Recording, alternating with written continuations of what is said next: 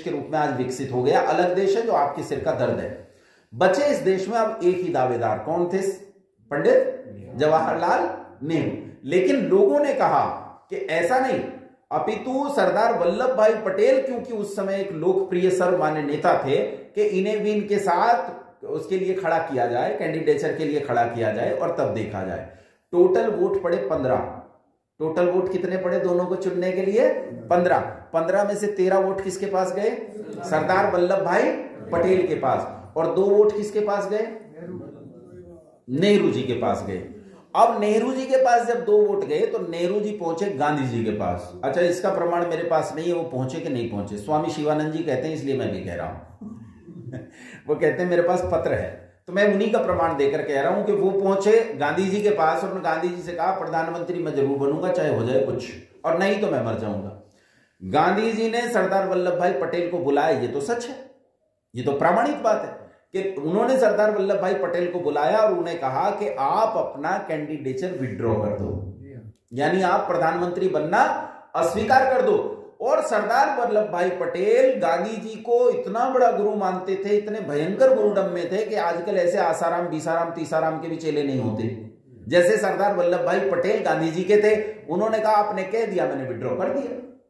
अच्छा, मैं आपसे पूछना चाहता हूं, आज बड़े लोकतंत्र की बात करते हैं, कांग्रेस पार्टी के लोग भी लोकतंत्र की बात करते हैं, दूसरी पार्टियों के लोग भी लोकतंत्र की बात करते हैं। मैं आपसे पूछना चाहता हूं, उत्तर देना जरूर। लोग कहते हैं, मैं कह देते हैं गांधी जी का विरोध में, तो गांधी जी का बहुत सम्मान करता हूं। ये बताओ ईमानदारी से, क्या ये लोकतंत्र की हत्या नहीं थी? बताओ। और लोकतंत्र की हत्या आप किसे कहोगे? एक व्यक्ति को 13 वोट मिले, एक व्यक्ति को 2 वोट मिले, और जिसे 2 वोट मिले उसे प्रधानमंत्री पद के लिए चुन लिया गया, बिना किसी इलेक्शन के, बिना किसी सिलेक्शन के, चुपचाप उठाकर उसे राजगद्दी पर रख दिया गया। इसमें लोकतंत्र कहां है? नए भारत का जो निर्माण हो रहा था वो तो निर्माण की, लोकतंत्र की हत्या के आधार पर हो रहा था। अब इस लोकतंत्र की हत्या के आधार पर जो व्यक्ति गद्दी नशीन हुआ, उस व्यक्ति ने इस देश में क्या क्या दिया वो मैं आपको बताना चाहता हूं। पहला काम उसने दिया, आजकल एक आदमी बहुत सीताराम सीताराम करता घूम रहा है। आजकल एक आदमी बहुत बड़ा भारी फिलोसफर हो गया, बड़ी लंबी चौड़ी दाढ़ी कर ली और बड़ी जोड़ तोड़ यात्रा कर रहा है, और वो कह रहा है कि भैया तुम अगर यही नहीं मानोगे, वो बहुत बड़ा हिंदू है। आजकल वो जनेऊ निकाल कर दिखाता है और कहता है मैं ब्राह्मण हूं, और वो गोत्र बताता है जो गोत्र पाया ही नहीं जाता।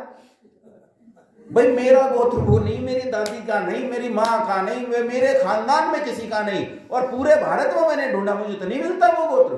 जो गोत्र वो ढूंढ के लाया है कि ये मेरा गोत्र है, वो कह रहा है नया गोत्र शुरू हुआ, नया गोत्र बना दिया। ऋषि दयानंद ने एक नई धातु बनाई थी, शिव कल्याणी। उस धातु से उन्होंने शिव शब्द को सिद्ध किया था। तो वो तो संस्कृत व्याकरण का क्षेत्र था, व्याकरण के क्षेत्र में ऋषि दयानंद ने सिद्ध करके दिखाया कि नई धातुएं पैदा हो सकती हैं। यहां एक महापुरुष है जो ये बता रहा है नए गोत्र पैदा हो सकते हैं। हमने किया और उन्होंने एक नया गोत्र पैदा कर दिया। कमाल की बात देखो, अभी इससे ऊपर की हंसी की बात सुनो।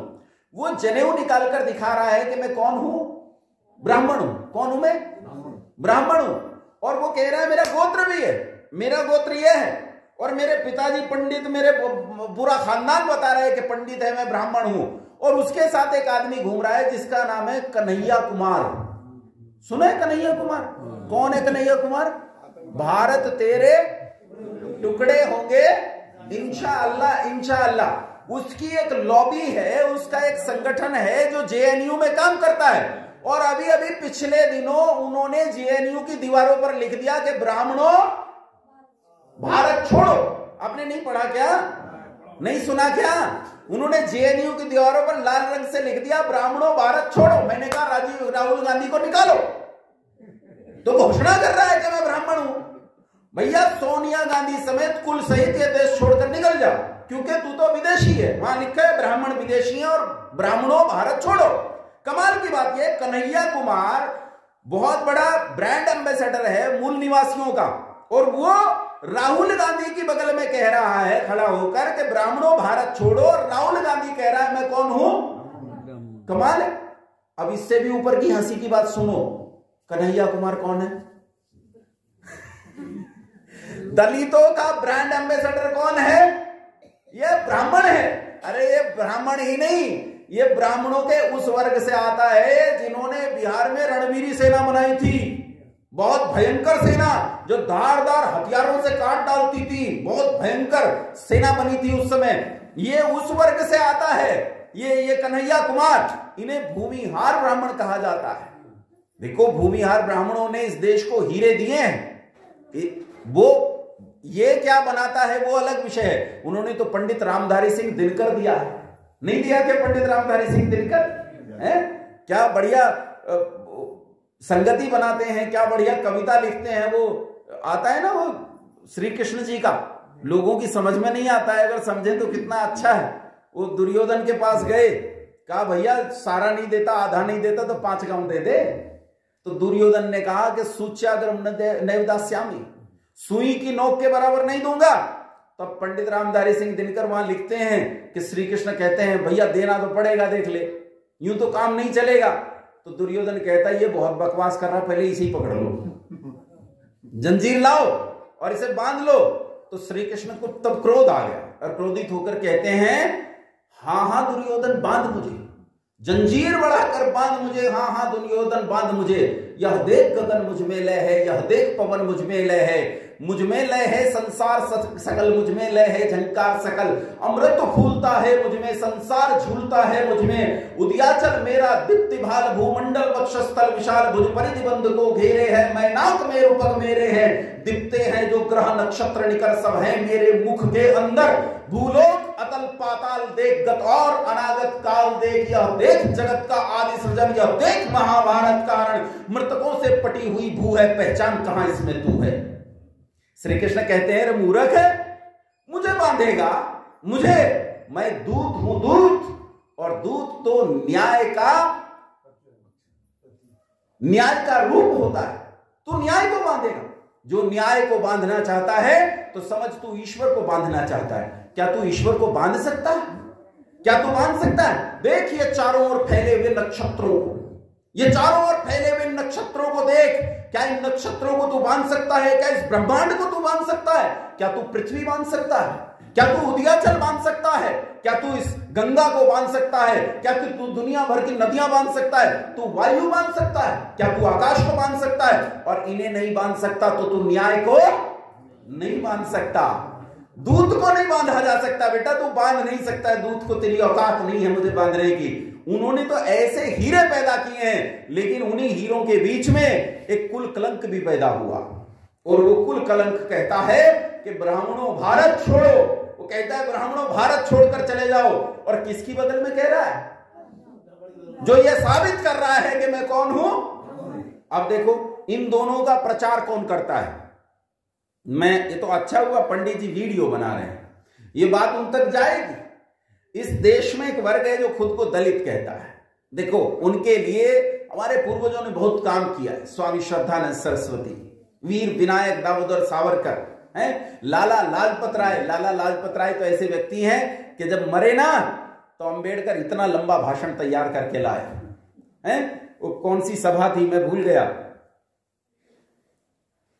एक सभा थी बहिष्कृत भारत सभा के अंतर्गत कार्यक्रम किया, और इतना लंबा चौड़ा भाषण लिखकर आए कि लाला लाजपत राय की मृत्यु पर शोक संदेश देंगे। और जब खड़े हुए शोक संदेश देने के लिए तो गला रुंध गया। कोशिश करते रहे बहुत समय तक कि कुछ बोल पाऊं, लेकिन बोल नहीं पाए। और जब कुछ बोल नहीं पाए तो अंत में एक वाक्य से पिंड छुड़ाया।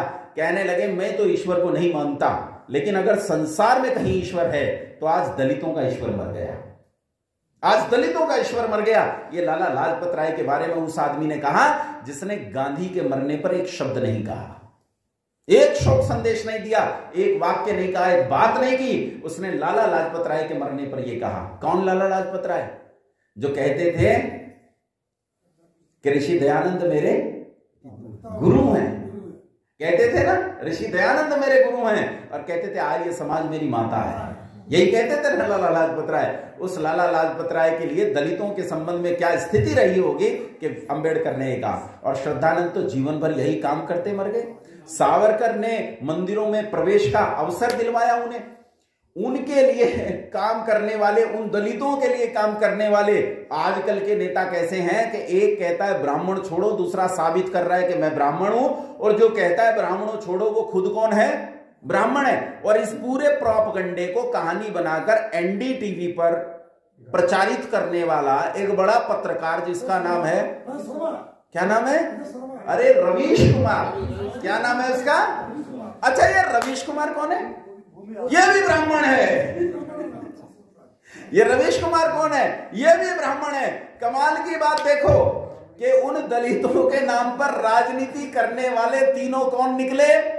ब्राह्मण। और दीवारों पर लिख दिया कौन? भारत छोड़ो। तो मैंने कहा भैया पहले तुम छोड़ो, और तुम्हारे पीछे पीछे जहां तुम जाओगे, यूरेशिया जाओगे, जर्मनी जाओगे, भैया हमने कहानी पढ़ रखी है कि तू चल, मैं आता हूं, तू निकल, मैं भी आ रहा हूं। पंडित जी का हाथ पकड़ के मैं भी चलता हूं, अब हम भी चलते, जब हमारे लिए छोड़ने का संदेश, हमें कोई आपत्ति नहीं है। लेकिन आप आश्चर्यजनक बात देखो कि ये कौन लोग हैं? नेहरू ने चाइना को वो हिस्सा दिया, पाकिस्तान को ये हिस्सा दिया, और इसके बाद उन्होंने इस देश में कमाल की अजब गजब योजनाएं बनाई।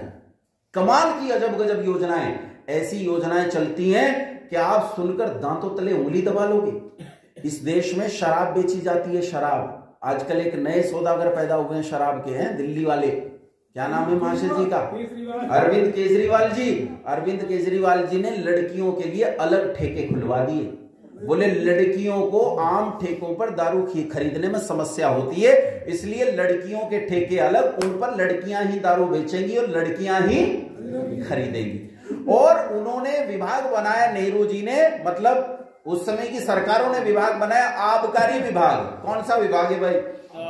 यह आबकारी विभाग का क्या काम होता है? आबकारी विभाग का काम है कि पिछले साल, पिछले वित्तीय वर्ष में अगर 50 लाख करोड़ रुपए की दारू बिकी थी, तो अब की बार 100 लाख करोड़ रुपए की दारू कैसे बिके, उसकी योजना बनाना, ज्यादा से ज्यादा शराब बेचना। ये कौन से विभाग का काम है? आबकारी विभाग का काम है। और आबकारी विभाग बहुत योजना से काम करता है। देखो, सरकार ने प्रतिबंध लगा रखा है, कहा कोई शराब का विज्ञापन नहीं कर सकता। तो आबकारी विभाग ने कहा जब शराब का कोई विज्ञापन नहीं कर सकता तो हम क्या करें?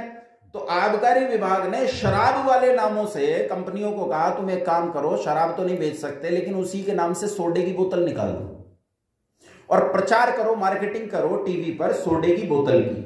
तो टीवी पर सोडे की बोतल डाली जाती है और वहां कहते हैं खूब जमेगा रंग जब मिल बैठेंगे तीन यार, एक तू, एक मैं और एक बैग पाइपर क्लब सोडा।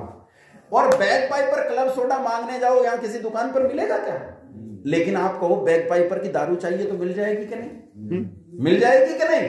तो ये कमाल का तरीका है, मार्केटिंग स्ट्रेटजी देखो। और स्थिति यह है कि घर घर में आपको शुद्ध पानी आपके घरों तक आज तक नहीं पहुंचा। 75 साल हो गए, आपके घरों तक शुद्ध पानी पहुंचने की व्यवस्था नहीं है। आपके यहां जो पानी है इसका पीएच इतना खराब हो चुका है कि पानी से लोगों को कैंसर हो रहे हैं। डार्क जोन घोषित किए जा रहे हैं कि इस इलाके में पूरा पानी खराब हो रहा है कि नहीं हो रहा? जहां इंडस्ट्रियल एरिया है वहां जमीन के अंदर का पानी इतना खराब हो रहा है कि आप पीने लायक नहीं। आपकी अपनी मर्जी, आप आरओ लगाओ या ना लगाओ। क्या सरकार की कोई जिम्मेदारी इसमें दिखती है कि पेयजल आप तक पहुंचे, शुद्ध पेयजल आप तक पहुंचे? शुद्ध पेयजल तो आपके घर तक पहुंचाने की व्यवस्था नहीं है, लेकिन दारू पहुंचाने की व्यवस्था पुख्ता है। अब इसमें हंसी की बात सबसे बड़ी यह आती है कि एक तरफ सरकार ने एक विभाग बनाया, आबकारी विभाग। अब हंसो, एक और विभाग सरकार ने बना रखा, उसका नाम है मद्य निषेध विभाग। इसका क्या काम है भाई? इसका काम है कि दारू ना बिक जाए। मतलब आबकारी विभाग कहता है ज्यादा से ज्यादा दारू बेचूंगा, और मद्य निषेध विभाग कहता है मैं दारू बिकने नहीं दूंगा। मतलब सरकार हमें पैदाइशी बेवकूफ समझ रही है या अभी अभी बना रही है? हमारे लड़कों के हाथ में बोतल थमाकर, अच्छा आपने मद्य निषेध विभाग का कार्यालय देखा? आबकारी की चौकियां देखी हैं कि नहीं देखी? हाँ ना बोलो। मद्य निषेध का आबकारी तो मिल जाएंगे, लेकिन क्या मद्य निषेध विभाग का आदमी देखा आपने कहीं? कहीं चौकी देखी है? कहीं थाना देखा है मद्य निषेध विभाग का? कहीं उसका दफ्तर देखा है? कोई आदमी आपसे आज तक मिला हो मद्य निषेध विभाग का? कोई आदमी? मैंने बुला लिया एक दिन, मैंने कहा भाई साहब यहाँ हमारे पड़ोस में एक अवैध शराब बेचने वाला आदमी कारोबार कर रहा है, बहुत अवैध शराब बेच रहा है, आप यहाँ आ जाओ। तो मद्य निषेध विभाग के अधिकारी ने कहा कि सर मैं परसों तो नहीं आ पाऊंगा, परसों तक तो नहीं आ पाऊंगा, चौथे या पांचवें दिन कोशिश करता हूं। मैंने कहा अरे शराब तो आप भी कर रही है, तू चौथे पांचवें दिन आके क्या करेगा? उसने कहा पर आऊं कैसे, जब उधर का टूर होगा तभी तो आऊंगा। मैंने कहा कमाल है, तेरा जिला है भैया, तुझे सरकार सैलरी देती है तो यहां सरकार आने जाने के पैसे देती होगी। बोला भाई साहब मेरे पास 5 जिले हैं और 1000 रुपए मिलते हैं मुझे। इसका मतलब शराब रोकना चाहती है सरकार के नहीं चाहती? नहीं चाहती। ये कानून बनाए गए। इस देश में ऐसे कानून आज भी लागू हैं जिन कानूनों का भारत के जनजीवन से कोई लेना देना नहीं है, मतलब नहीं है।